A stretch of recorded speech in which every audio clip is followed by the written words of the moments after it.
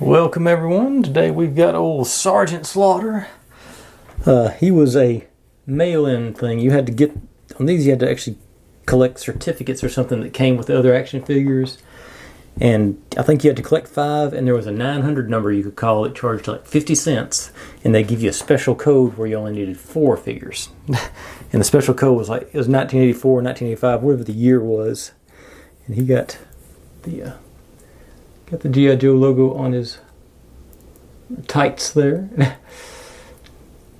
Trying to think, they were both sides, and they gave him guns. He's jacked. He's got the big muscles on his arms.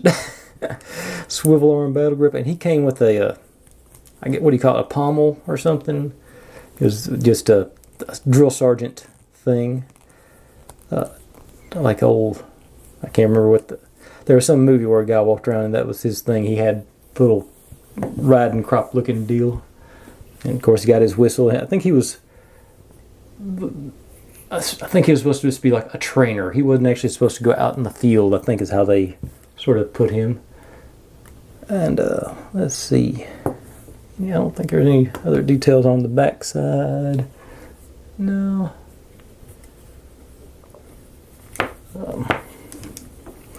But I remember I got this, I think I was in 4th grade. I think I've been, that seems like I was about the right age.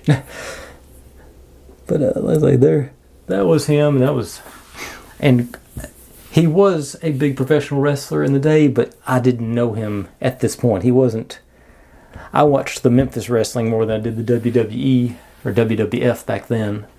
So I think that's where he was actually at. He was in the WWF and the AWA, and I was watching, we had our local Memphis wrestling was what was in Nashville. That's what I got to watch. But anyway, that's old Sarge.